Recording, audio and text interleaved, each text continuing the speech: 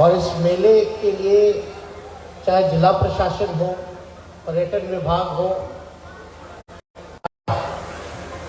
इस मेले में तो मुगल के ज़माने से ही लोग जो है पशु मेला लगता रहा है। लेकिन हम लोगों का यही दरखास्त है कि आप लोग जो है बढ़िया ढंग से, जो भी लोग आए हैं, स्टॉल लगाए हैं, कलाकार हैं, उन सबको एक अच्छे से मेहमान नवाजी करके आप लोग दिखाइए, ताकि बार बार उन लोगों की भी इच्छा हो कि यहाँ आए, स्टॉल लगेगा, व्यवसाय बढ़ेगा, लोगों के लिए काफ़ी रोजगार के साधन उपलब्ध हो पाते हैं, लोगों को मौका मिलता है, तो ये काम तो होता रहे। लेकिन अभी सोनपुर मेले में जो आने का मौका मिला है और जो छपरा सारण जिले का जो विकास जिस हिसाब से होना चाहिए, कई माननीय विधायकों ने इस सवाल को उठाया कि भाई इस तरह का काम होना चाहिए। कई लोगों ने बताया कि क्या काम हो रहा है।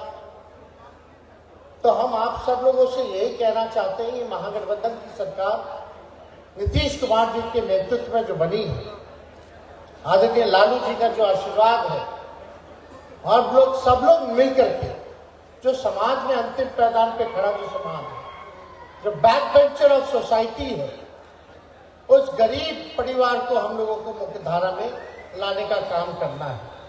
और एक साल से कुछ ही महीने आगे हुआ है, लगभग 1.5 साल होने जा रहा है, और इस सरकार ने ऐतिहासिक निर्णय लिए जो कि देश में किसी भी राज्य सरकारों ने निर्णय नहीं लिया। वो सरकार बिहार सरकार है, ऐतिहासिक निर्णय लिया और देश को एक दिशा दिखाने का काम किया। हम सब लोगों की मांग थी पुरानी कि जातीय जनगणना हो पूरे देश में, लेकिन जातीय जनगणना जब प्रधानमंत्री जी से हम लोग मिलने गए तो मना कर दिया गया कि नहीं होगा। उसके बाद हम लोगों ने निर्णय किया कि जाति आधारित गणना हम लोग बिहार में कराएंगे, यानी कास्ट बेस्ड सर्वे जो है वो कराने का काम करेंगे। आज के माहौल में कहीं भी अगर विकास की बात आए तो हम लोगों का मानना है कि विकास जो है समाज में जो अंतिम व्यक्ति जो खड़ा है उस तक पहुंचे। उसके लिए बहुत जरूरी था कि आपके पास एक साइंटिफिक डेटा होना चाहिए, आखिर पता चलना चाहिए कि कौन सा परिवार, कौन सा व्यक्ति कितना गरीब है, क्या काम करता है, कौन भूमिहीन है, कौन भीख मांगने वाला है, कौन ठेला चलाने वाला है, कौन दिहाड़ी मजदूर है। तभी हम सरकार जो है उस प्रकार से योजना बना पाएंगे और उन लोगों को हम लोग लाभ पहुंचाने का काम करेंगे। इस सरकार ने कास्ट बेस्ड सर्वे कराया, उसमें पता चल गया कि भाई 94 लाख परिवार बिहार में गरीबी रेखा के नीचे है, यानी जिसका आमदनी आय 6,000 से कम है उसको गरीबी रेखा के नीचे हम लोगों ने रखने का काम किया। यानी 94 लाख परिवार ऐसा है जो गरीब है, जिसका आय 6,000 से कम पाया जाता है। और ये देखा गया कि गरीबी हर जाति में है, चाहे स्वर्ण जाति के लोग हो, गरीबी वहां भी पाई गई। गरीबी पिछड़ा समाज में भी पाया गया, गरीबी अति पिछड़ा समाज में भी पाया गया और SC ST में पाया गया।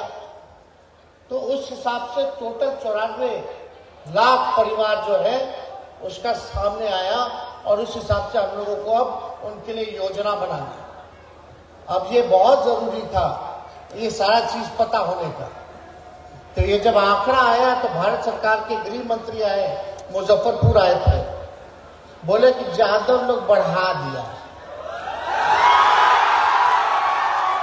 मेन मकसद था काम करने का कि भाई गरीब कौन है, और हम लोग का शुरू से ही मानना था कि गरीबी हर जाति में और हमको गरीबी से उभारना है तो हमको चिन्हित करना पड़ेगा भाई कौन सा परिवार गरीब है, उनके लिए कल्याणकारी योजना भी लाएं, क्योंकि ये सरकार सामाजिक न्याय के साथ साथ आर्थिक न्याय देने वाली भी सरकार है, इसलिए हमको सबके लिए काम करना है। लेकिन आते हैं जिनका जातिवाद सोच है, भाई हमको कहता है लोग जातिवाद, मेरी बीवी जो है वो ईसाई धर्म की है। अगर हम जातिवादी होते तो हम ईसाई धर्म में क्यों शादी करते? लेकिन ये बात कहने की नहीं, लेकिन अमित शाह आए, उन्होंने कहा कि यादव और मुसलमान का बढ़ा दिया गया। झूठ बोलना उन लोगों का काम है, हम लोगों का काम है केवल आप लोगों के लिए काम करना। अगर बढ़ाना होता तो माननीय मुख्यमंत्री जी कुर्मी समाज से आते हैं तो कुर्मी जाति को नहीं बढ़ा देते हैं। ये सब बकवास वाली बात है। और किस आधार पर बोल रहे हैं? आपके पास आंकड़ा कहाँ है? ये बिहारी है जहां पहली बार जाति आधारित सर्वे हुआ है, देश में और कहीं हुआ ही नहीं है। तो आप किस आंकड़े के साथ बोल रहे हैं कि बढ़ा दिया गया हो या घटा दिया गया हो? तो ये इन लोगों को पचता नहीं ना है काम, इन लोगों को कोई काम तो है नहीं। दिन रात आएंगे, इंटरमीडिएट वाला को 12वीं का भी पढ़ाई करवा देंगे। अमित शाह जी तो बोले थे ना 12वीं के बाद इंटरमीडिएट भी करा दे। तो जितना बुद्धि होगा उतना ही ना ज्ञान बांटेंगे भाई। तो ज्यादा कुछ हमको कहना नहीं, लेकिन हम लोग सब लोग उन्होंने ये निर्णय लिया कैबिनेट ने, जब आबादी बढ़ी है जिसकी, उसको उसी हिसाब से हिस्सेदारी मिलनी चाहिए। और एक ऐतिहासिक काम हुआ, पिछड़ों का, अति पिछड़ों का, दलितों का और शेड्यूल्ड ट्राइब का हम लोगों ने आरक्षण को बढ़ाने का काम किया। तो आरक्षण लगभग जो है पहले 50 था, अब उसको 65% कर दिया गया और 10% सामान्य वर्ग का जैसे था वो वैसे, यानी 75%। देश में बिहार ऐसा राज्य है जहां इस काम को करके दिखाने का काम किया। इसमें क्या फायदा होगा? आप लोगों को जितने एजुकेशनल इंस्टीट्यूशंस थे वहां लाभ होगा उन गरीब परिवारों को। नौकरियों में, बहालियों में आरक्षण हो जाएगा तो उन लोगों को फायदा होगा। तो ये सारा काम जो है हुआ। और अभी हम लोगों ने कैबिनेट करके केंद्र सरकार को शेड्यूल 9 में रिकमेंड किया है कि इसको 9वीं अनुसूची में डाल दीजिए, ताकि इसके साथ कोई आरक्षण के साथ छेड़छाड़ भविष्य में ना कर सके। अब आप देखते हैं केंद्र सरकार करता है कि नहीं करता है, अनुसूची में, 9वीं अनुसूची में डालता है कि नहीं डालता, ये देखने वाली बात है। लेकिन इतना बड़ा काम हुआ है, सबके लिए हुआ है, सबके लिए काम करना है। अब ये फैसला हुआ जो 94 लाख, ध्यान से सुनिएगा, जो 94 लाख जो गरीब परिवार है जिसके यहाँ नौकरी नहीं है, उसको राज्य सरकार जो है 2 लाख रुपया देने का काम करेगी उन परिवार को। और यही नहीं, जिसके पास अपना जमीन नहीं है, जिसके पास अपना जमीन नहीं है, उसको जमीन खरीदने के लिए 1 लाख रुपया देने का काम करें। और घर बनवाने के लिए, जमीन है, घर नहीं है, पक्का झोपड़ी में रहते हैं लोग, वैसे लोगों को 1,20,000 का मदद करेगी ताकि वो अपना कमरा पक्का बना सके। कुछ लोग तो कह रहे थे कि 22 में पक्का मकान पूरे देश में बन जाएगा। जरा पूछिए 22 तक बना कि नहीं बना? हम लोगों ने तो सर्वे कराया तो इतना परिवार गरीब रहा। अरे भाई इसीलिए ना, अब यही ना मुख्यमंत्री जी हम लोग कह रहे हैं कि 2.5 लाख करोड़ रुपया खर्च होगा। लोगों, कोई भूमिहीन नहीं रहेगा, सबका पक्का मकान रहेगा, रोजगार के लिए, मदद के लिए 2 लाख रुपए मिलेगा। तो यानी राज्य सरकार पे अगर ये काम हम कर रहे हैं तो 2.5 लाख करोड़ का खर्चा हम लोगों के पास आएगा। अब हम लोग यही कह रहे हैं कि केंद्र सरकार से हम लोग विशेष राज्य का सहायता मांग रहे हैं, मांग कर रहे हैं कि आप दे दीजिए।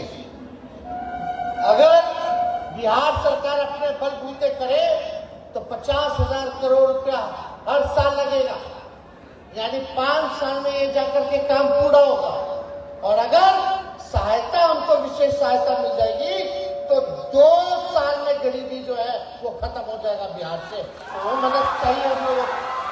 तो इस काम में हम लोग चाहते लगे, लेकिन जो भी योजना होता है केंद्र सरकार का, पहले होता था 19 to 10, 90% वो अपने योजना का देते थे, 10% राज्य सरकारें देती थी। अब क्या हो गया है, ये नाम बदल दे रहे हैं योजना का और राज्य सरकारों पर बोझ डाल दे रहे हैं। अब तो ऐसा हो गया कि 50% उनको देना पड़ता है और 50% राज्य सरकार को देना पड़ता है। तो हम लोग तो यही कह रहे हैं कि जो राज्य का हिस्सा है वो कम हो जाए, क्योंकि आपका योजना है, आपका केंद्र का नाम होता है, हर चीज आप करते हैं, लेकिन पैसा हमारा लगता है, नाम आपका होता है। तो कम से कम इस हिसाब से काम होना चाहिए। तो ये काम तो हो ही गया। और पिछला चुनाव में तो हम लोग वादा किए थे, अभी सुमित बता रहे थे कि भाई नौकरी तो जरूरी है, सबको मिलना चाहिए सरकारी नौकरी जो है, लेकिन इसके लिए क्राइटेरिया है, हर चीज है, एग्जाम होता है, परीक्षा होता है, बहाली निकाली जाती है। बिहार ऐसा पहला राज्य है पूरे देश में, एक राज्य आप नाम बता दीजिए जहां एक साथ 1,25,000 को नियुक्ति पत्र बांटा गया हो। एक राज्य बता दो, अभी 1 साल ही हुआ है, और उससे पहले 70,000 बहाली पुलिस में हुआ था, जो 10,000 नियुक्ति पत्र एक साथ हम लोगों ने बांटा था मुख्यमंत्री जी के नेतृत्व में। यानी केवल गृह विभाग और जो बहाली लगभग 2.25 लाख शिक्षकों की आई शिक्षा विभाग में, और फिर से 1.25 लाख का जो है बहाली निकाल दिया गया सेकेंड फेज का। तो समझिए कि लगभग 3 लाख तो ऐसे केवल 2 विभाग में हो गया है। अभी तो स्वास्थ्य विभाग बाकी है, स्वास्थ्य विभाग है मेरे पास, उसमें काम चल रहा है, पब्लिक हेल्थ कैडर ला रहे हैं, 1,60,000 उसमें हम लोग बहाली निकालेंगे।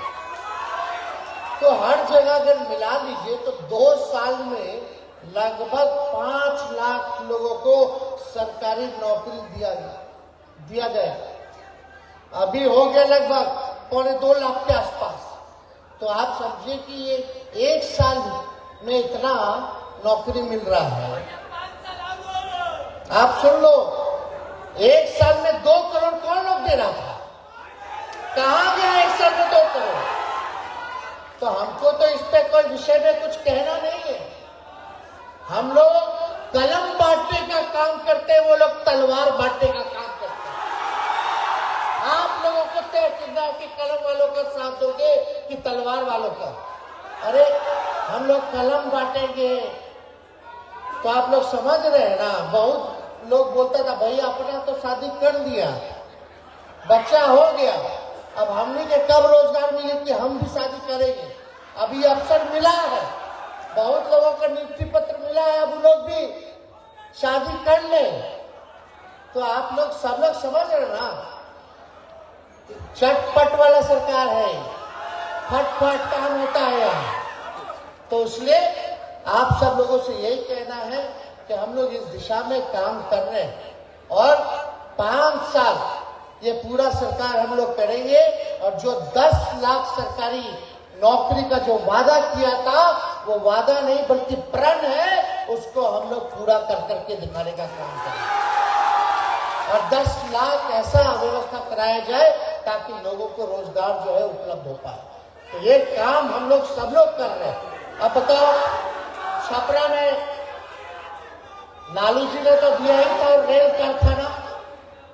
रेल कारखाना दिया, जेपी यूनिवर्सिटी दिया। पिछले बार हम मुख्यमंत्री बने थे तो उसी टाइम डबल डेकर जो है शहर में छपरा में हम लोग दिए।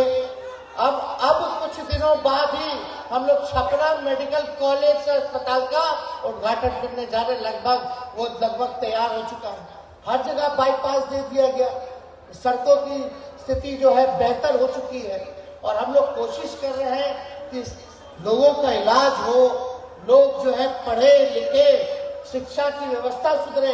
अब इतना शिक्षकों का बहाली होगा तो क्वालिटी ऑफ एजुकेशन, शिक्षा में गुणवत्ता होगी। अब बीपीएससी लिया है, अच्छे से परीक्षा हुआ है, पेपर लीक नहीं हुआ, यूपी के लोग आ रहे हैं, वहां घंटा बजाने दिया जा रहा है और यहाँ आकर के लोग अपना रोजगार पा रहे हैं, नौकरी पा रहे हैं। अब या तो घंटा बजाने से कुछ होने वाला नहीं है, दिन भर घंटा बजाएंगे तो भगवान भी आपका सहायता नहीं करेगा। जब तक आदमी मेहनत ना करे, सही दिशा में काम ना करे।